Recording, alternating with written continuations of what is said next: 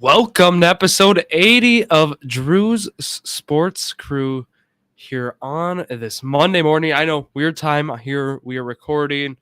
That's just how it is. Packer game was late last night, a Sunday night game. And just with scheduling, we had College Athlete Spotlight before the game. So go check that out. It'll be out on other listening platforms Wednesday, but on YouTube last night. Just weird scheduling. I know, but bear with me. We are here. We got a lot of stuff to talk about. It is episode 80. Pretty big milestone, I think. 20 away from the big milestone, which we'll definitely have stuff planned there. But look, myself, Drew Skywork, I am excited here on this Monday morning to be bringing, of course, the Week 5 recap of Eastern Wisconsin Conference football.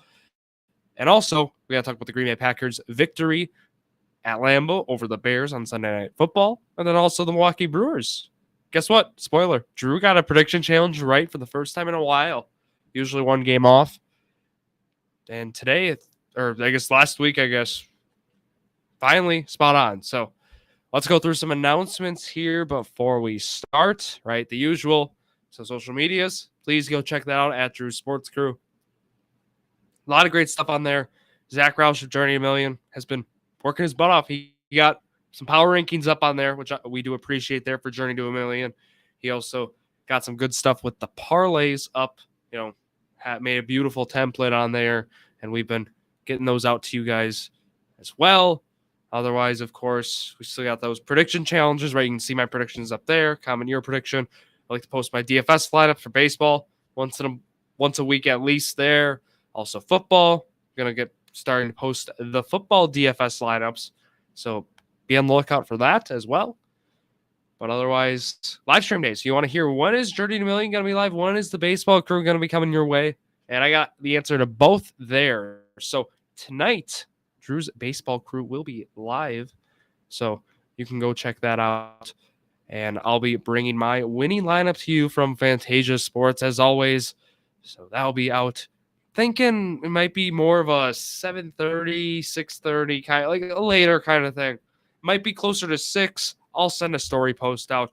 We'll let the audience know. I also have Twitter notifications, so I guess I should be promoting that as well. Twitter, it's up on top at Drew Sports Crew. That's where you can find notifications when I go live. Takes you right to the YouTube, and it gets you right in the chat. So that is a big announcement there. Journey Million will be live. We're thinking Wednesday evening right now, so that will probably be the plan. Again, that'll be posted on the story as well. And Jared's got a lot to share, with his predictions that are right after week 2. You're gonna hear about it. It's a lot, but if you want to hear about it, if you want to hear some arguments, there's gonna be something. Wednesday evening, please go check it out. Be a lot of fun because like Jared's got some wild takes. Zach's been very reasonable so far to start the year, which is a surprise to many, including myself. But who knows? That can always change. Again, Fantasia, contest-wise for football, they were giving out a free NFT if you were doing a contest of $1 or more yesterday. So please, don't miss out on those. Go follow them as well. And, Thrive Fantasy as well. If you want to start your Journey Million, promo code J2M, and that is to start your journey. Again, begin your journey with us to $1 million today. We are right now undefeated in primetime games, I believe, or nearly undefeated, but we have a winning record in primetime games so far to start the year, I guess is what I should say. So if you want to join us, we have our Monday parlay up on the story. Tail along with us. I'm feeling pretty good about it. I felt better about all the other primetime games though. So that's kind of where I am on that, but that's kind of all I have for the announcements. And let's go right into the Eastern Wisconsin Conference for football. Right, Week 5 has come and gone already, as we've mentioned. The season is flying by in general, right? I mean, this is something I feels like just yesterday I was doing a preview here talking about what we should expect from these squads. I was thinking a little bit about last year too with, having Robert on talking about that. But let's go into the games last week. So I told you the game of the week will be KLC Valders is what I said. And I said that will be the closest game. And I was spot on. I hate to toot my own horn here, but said that last week. I was back-to-back weeks. I've said, what game you should be tuning into. KLC and Valders was 26-20. Let's get right into the game of the week from last week right away. how it went down. It was a wild one there in Kohler. So Valders, they get the touchdown in the first quarter. It's Schneider to Hovey, which has been a connection this year that many have saw, and that's been a very successful connection. It's been one of the most successful connections in the conference, even. So yeah, Schneider to Hovey, 9-yard touchdown, and then the extra point was unsuccessful there. 6-0 was the score. Then KLC puts up 12 in the second quarter. They go up 12-6 at half, 18-6 then in the third after they put up another touchdown. Valders answers with 14 points in the fourth quarter. It was a pass from Schneider to Hovey. Yeah, you guessed it. Then an 18-yard run for Schneider, a touchdown. So they had 20 points. Then KLC tacked on 8 in the fourth. 26-20 was your final in Kohler, as the Vikings have not yet won a conference game yet. Final stats here: Schneider 9 for 14, 2 touchdowns with an interception. And on the ground, Schneider was 15 for 84, 5.6 yards on attempt there with a touchdown. Matthew Welch 6 for 44 as well. Receiving wise, it was Hovey three receptions, 80 yards, 1 receiving touchdown. It says. I thought we had, I believe it should be 2 receiving touchdowns, but based on what I read in the box score. Also, Elias Sparks, 5 for 35, and then William Sorecki, 1 for 19. Defensively, Elias Sparks had 2 interceptions, Hovey had an interception, and then that was that for the Valders defense. Let's go to KLC. Only have the running stuff, and we talked about it. I mean, teams have wanted to run the ball against Valders. That's where they've found success. 35 rushing attempts for Noah Vilwalk. 35 for 135. 2 touchdowns for him. Max Greenbach, 9 for 6 with a touchdown. 48 rushing attempts there for the KLC Blue Bombers. That is something. Receiving wise, they had a pretty good balance here as expected. Noah Heinen, though, of course, 3 for 62 there for him. Jalen Paul, 6 for 84 with a touchdown. Jake Thomas, 2 for 17. Then Sam Sawaki, 2 for 11. No defensive stats there for the Blue Bombers, unfortunately. But, yeah, going to the standings, though. KLC, they get their second conference win already. And Valders, they move again to 0-3, 1-4 overall. Let's go to the next game. We'll talk about New Holstein and Chilton. So usually pretty big rivalry, right? Chilton took full control of this one, and both these teams very run heavy, and that's exactly what it was. A combined 81 rushing attempts between the two squads is what this game featured. This game also featured Max Miller throwing 2 passing touchdowns out of his 4 completions. So pretty wacky stuff. 4 for 8 there for Miller with a pick as well. Zach Halbach, 8 for 87 with 2 touchdowns. Max Miller, 10 for 88 with a touchdown. Jared Gell, 18 for 111 with a touchdown. So that's like that big 3, right? You'll see in Chilton, it's Halbach, Miller, and Gell. They've been in the box score every week doing their thing. And then on the Holstein side, it's been a little mix of everything. You know, we saw some Luke Graff sprinkled in there. We see Matt Steer always. And we saw today was merely Bryce Handel. It was 14 of 101 there, 7.2 yards a carry for him. And then we always see Steer and Floyd kind of switching off there with quarterback position. 1 for 6 was Steer. Floyd was 2 for 7 there for the Huskies. Receiving wise, not much for either squad. Ryan Pierquet was 2 for 57 with 2 receiving touchdowns, though, for Chilton. Otherwise, defensively, no interceptions for Chilton. However, New Holstein, again, they had an interception, and it was Hayden Lish who got that interception there for the Huskies. Otherwise, I mean, that kind of wraps up the stats here. It was 28-0 at half. It was all Chilton. And then New Holstein gets a touchdown in the third, and then Chilton tacks on 2 more touchdowns in the fourth. So that was kind of the game there. Chilton, again, I mentioned them. I had them number 2 in the conference, and guess what? TR is 1 right now. I guess if we're looking at plus minus, Chilton's right there with them, both 3-0 at 101. That should be a pretty good game when they face off.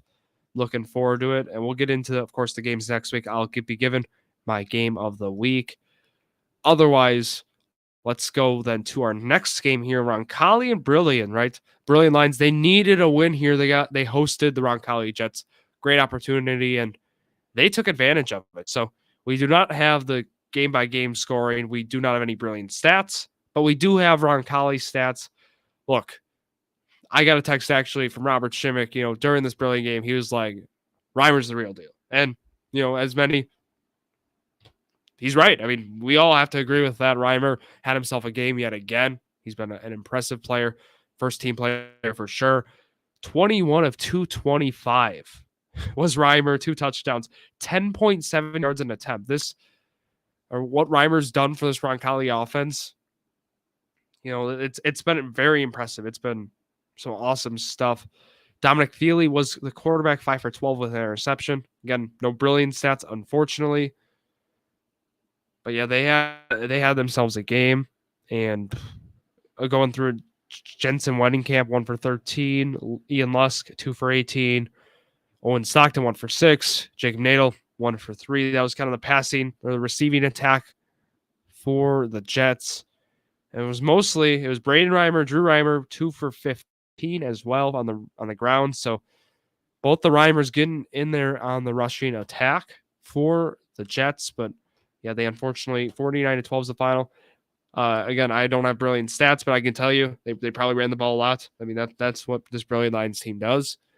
And that's what it was for the Lions. I believe they pick up their first conference win here, first one of the season. 1-4 right now are the Brilliant Lions.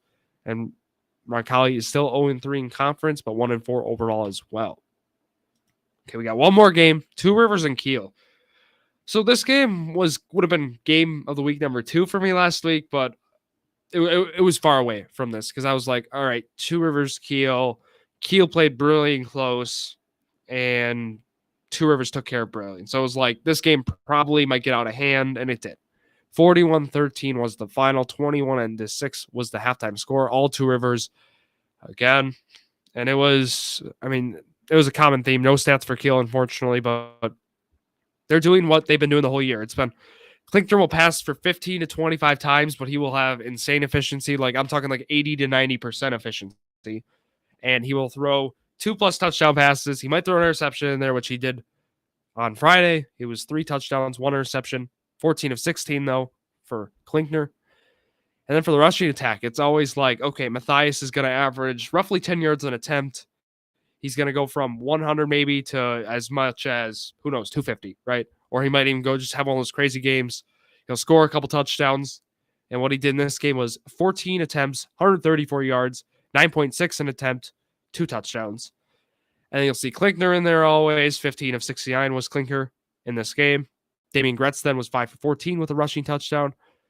And then let's go to the passing attack. How is Two Rivers always going to be? It's going to be balanced. There's going to be 4 or 5 different guys. They're going to have 50+ yards roughly on average. And there's going to be all the receiving touchdowns are usually sprinkled in there. And in this game, it was the Austin Phillips game. It was 5 for 86 for Phillips with 2 receiving touchdowns. And Elijah Mott was a nice compliment for him. 6 for 85 with the touchdown. Xander Pop, you got to throw in there always. 2 for 35. Damien Gretz, 1 for 21. Oren Gauger, 1 for 19. So that was that balanced attack we've talked about. 3 interceptions, 2 of them for Gauger, and then the other one for Austin Phillips there for this Two Rivers defense. So yeah, pretty balanced as we expected. And yeah, 41-13 was the final. Kiel scores in the first and fourth quarter, while Two Rivers scores in all 4 quarters. So that was the game here. Two Rivers undefeated. They gave up their first points of the year, right? That first quarter touchdown for Kiel was, again, the first touchdown they've given up, I believe, all year. So that's a stat for you. Yeah, they've allowed 13 points. All of them were in this game. So nice stat there for the Raiders. And yeah, so Two Rivers goes to 3-0. Kiel goes to 2-1, 2-3 overall. Let's go through the standings report. Let's go through the stats. Okay, so Two Rivers and Chilton, both atop the EWC. TR 3-0 in conference, 5-0 overall. Chilton 3-0 in conference, 3-2 overall. Kiel and KLC share that 3 spot right now, 2-1 for both squads, 2-3 overall for both squads as well. Burley and New Holstein then in that next tier, 1-2, 1-4 overall for Brilliant. New Holstein 1-2, 2-3 overall. Roncalli and Valdez then rounded out 0-3 for both, 1-4 overall. I do want to talk about, so I mentioned tiers to start the year. I said right now we're starting to see those tiers shape out. And I said TR, right, clear cut 1. And then I said Chilton, Keel in that range. I'm intrigued, though, to see. So I still think Brilliant will beat out KLC. I think Brilliant and New Holstein both will beat out KLC. I will not discredit, though, what KLC has done. They've answered a lot of people saying, will this team like win? How many games will they win? 1 or 2? They're already at 2 right now. So I do want to give credit where credit's due. KLC has proved a lot of people wrong, but I just think for the rest of the year, at that standpoint, I think Brilliant will finish ahead of them. I think New Holstein will finish either around or ahead of them.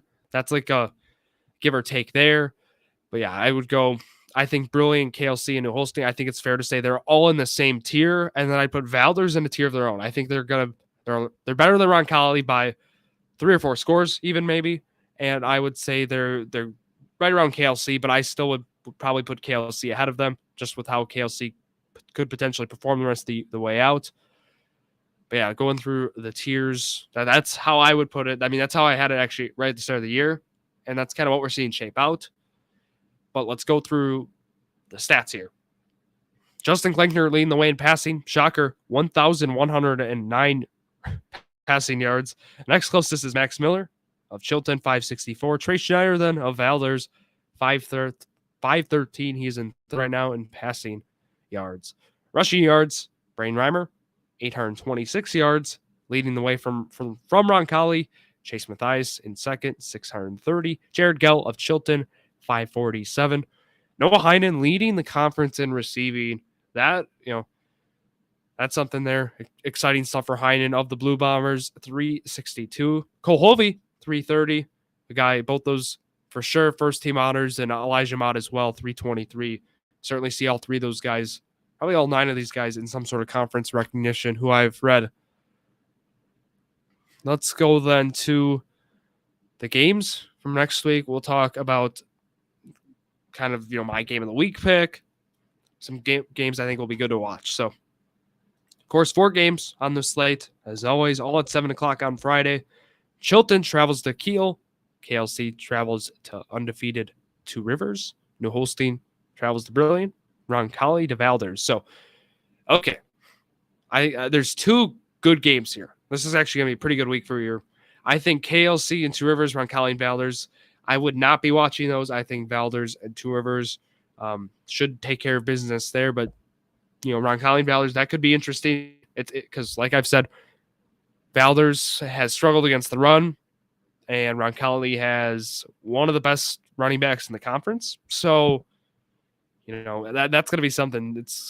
Reimer and Mathias are going to have some big weeks rushing in the EWC this week. So just keep that in mind. So that game could be something, but I think Valders can take care of Roncalli there. And New Holstein and Brilliant, that game is going to be very interesting. That one and Chilton and Kiel are the 2 game of the weeks that I'm like debating which one would I give you as 1A and 1B. Maybe I would do something like that. I do think Chilton, though, I have Chilton ranked ahead of Kiel, and then I do have Brilliant and New Holstein. That one's kind of tough. I'll say Brilliant's ahead of New Holstein is where I would go with that, but that game should be a good one. I will give you your game of the week. I will say it's Brilliant New Holstein. Traveling to Brilliant will be my game of the week. But if you do not want to watch that one, if you can't watch that one, I'd take you to Kiel, and I'd say go watch Chilton and Kiel square off. And then if that one doesn't interest you, I'd say Roncalli Valders, and then I'd say KLC TR is where I'd go in my games, that I'd be watching rankings. So that is kind of all I have here for Eastern Wisconsin Conference Sports. Again, special thanks to wisports.net. They are linked below if you want to check out all the stats. WSN does a great job of getting this stuff all up for us. Being able to present it makes this possible, right? Talking about it here on the podcast. So again, special thanks to WSN. Their link is down in the description. Let's go. Let's talk some Brewers here on the podcast. And you might be surprised. I have finally got a record prediction correct. It's been a while. Been a long time. Not my fault. Again, Brewers have been streaky. So it's like, how am I supposed to predict this? I was like, they're going to go 3-2. I like them against the Yankees. It ended up being about matchups. Woodruff was pitching a game.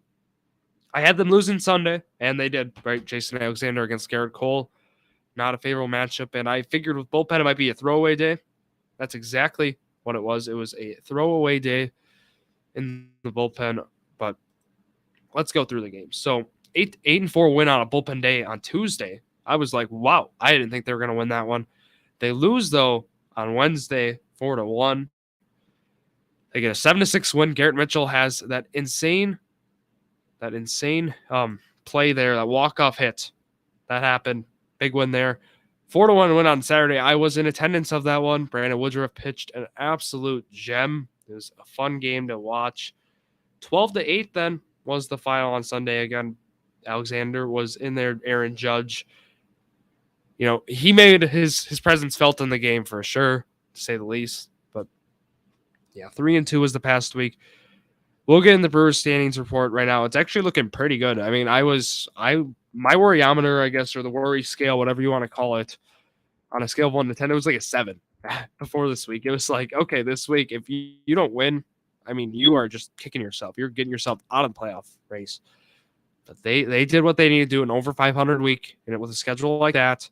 And they get rewarded after this New York Mets series. So 6:40 today, they have a game against the Mets. Scherzer is pitching. Bummer, I know.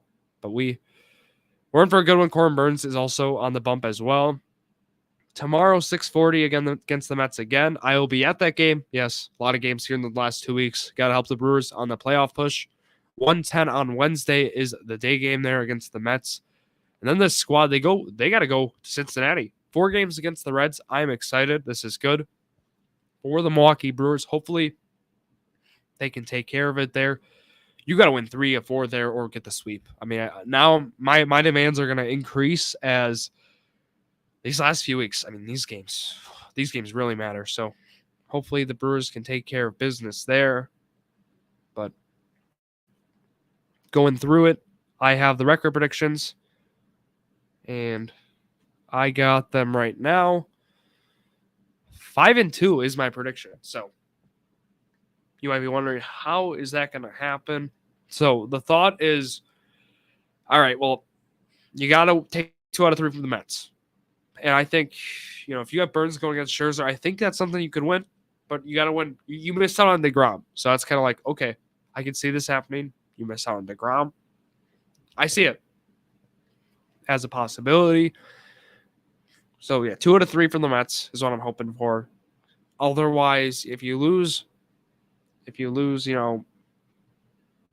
of them, you gotta win the 4 game. You gotta sweep the Reds in Cincinnati.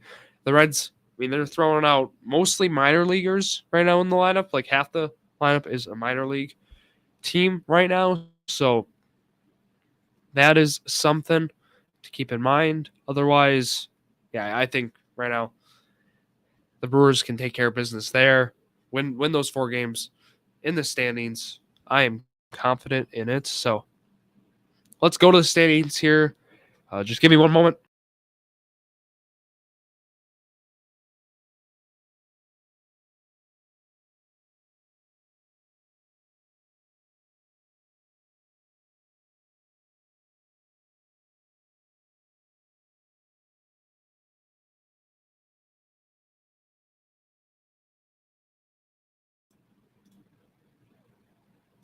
Sorry for the listening audience or the video audience. I just had to blow my nose. It's allergy season right now, at least in Milwaukee it is. So it's been something. Just wanted to quickly do that so I wasn't sounding so congested. But anyways, let's get into the standings reports again. Sorry about that.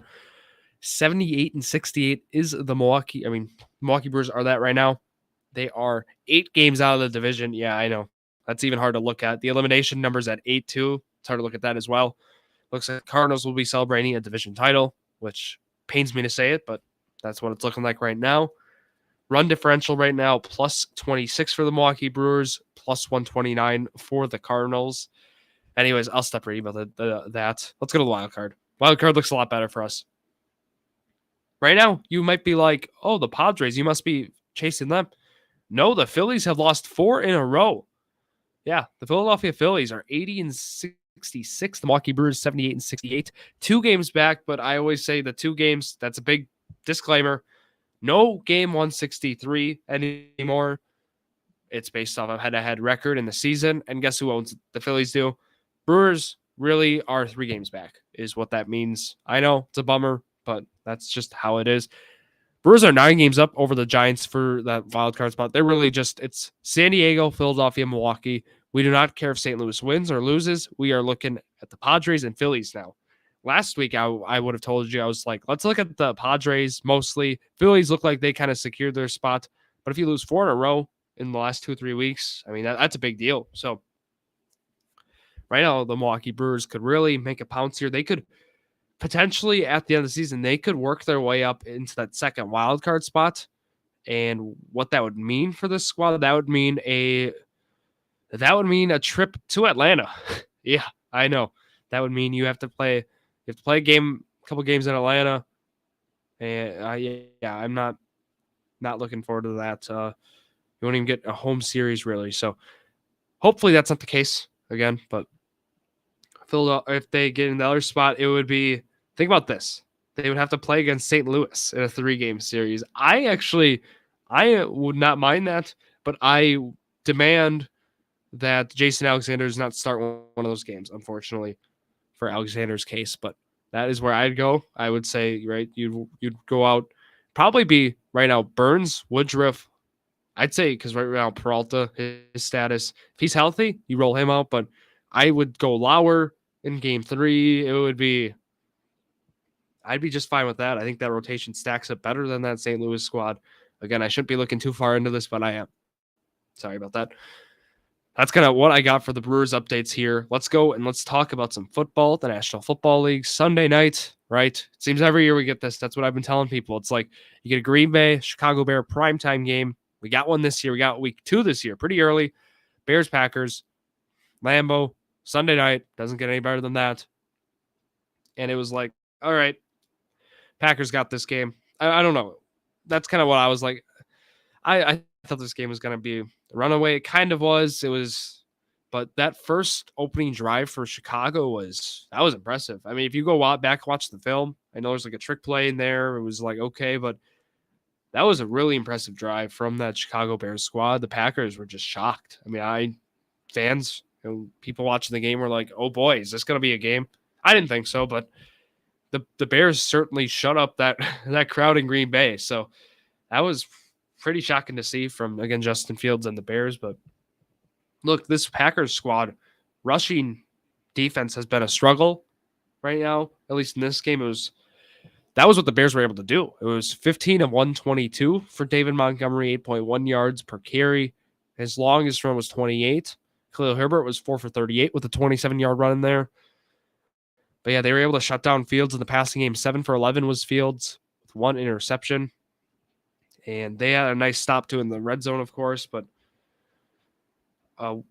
Rodgers, 19 of 25, 2 touchdowns. He had a streak of completions. He was going berserk. He had himself a game.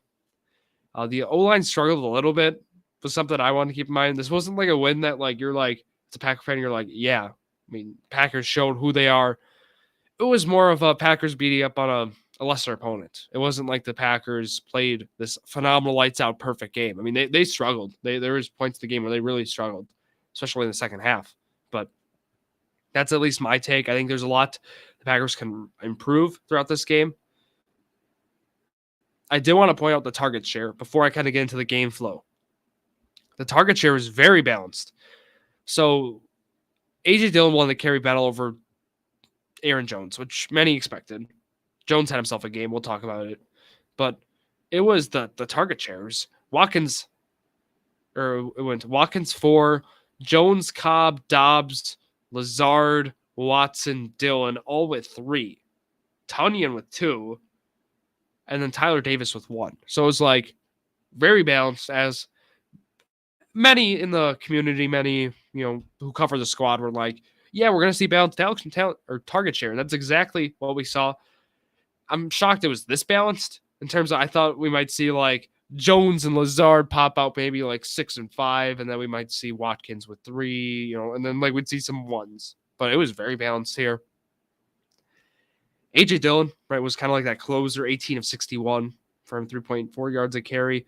Aaron Jones, showed a lot of people who he is.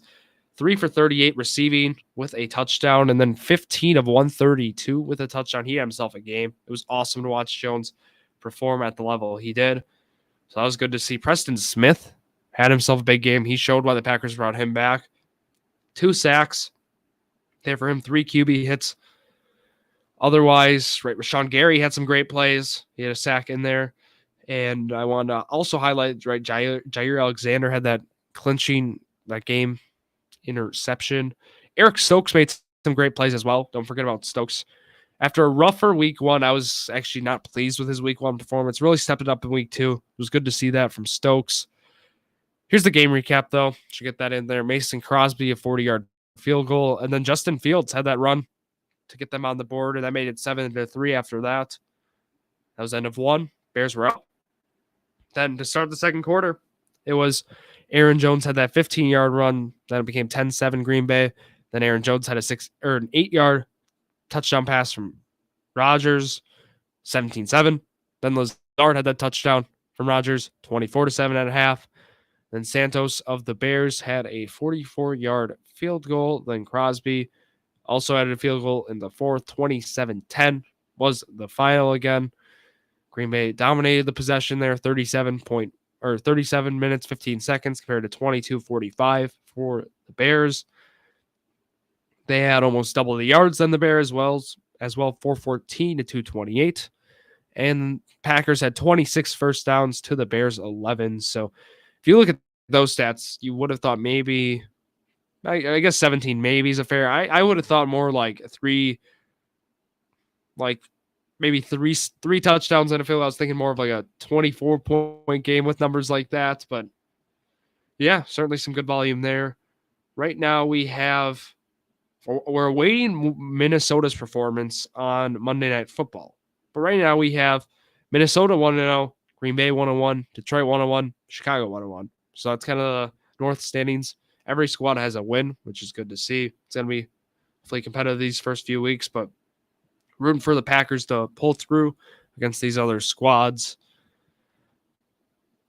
But yeah, next week then Buccaneers, that's going to be a test for the Packers. That should be a great game. I'm looking forward to it. Certainly be watching. We'll bring the nice recap here. If you want to hear more football talk, you know where to go. Journey to a Million is always that place to be. Right now, that game, I should add, though, for Green Bay, Tampa, 3:25 on Fox. And that's in Tampa Bay. So that's going to be something. Right now, tickets I see, I'm looking ESPN for the stats, scores, and all that information here. Tickets are as low as $212. And if you want to go to, am I seeing this right? It says Jacksonville, Los Angeles, $21 as low as, and it's in Los Angeles? That can't be right. That's the Rams, too. So, or it's the Chargers, my bad. I guess that could be right. The Rams right now are at Arizona. That game is only 31 as well. So weird to see them that cheap. That's just how markets are sometimes. So yeah, that's gonna do it here for the football talk, and that's gonna wrap up this episode here as well. So thank you everyone, sticking through the Monday morning here, this episode. And again, this will be up right away here on the social medias and all up on Spotify, all the podcast listening platforms as well. I want to thank you all for listening here. And if you want to check out tonight, Monday night, we will have Drew's Baseball Crew. It'll be here on the podcast. I'll be bringing my winning lineup to you from Fantasia Sports. And then also on Wednesday, you'll see, of course, Journey to a Million. That should be up there on the evening. We'll be doing a live thing. I will, again, post this all on @Drew's Sports Crew on Instagram and Twitter, and then Drew's Sports Crew on Facebook and YouTube. So thank you all for listening to yet another episode of Drew's Sports Crew, the perfect podcast for you.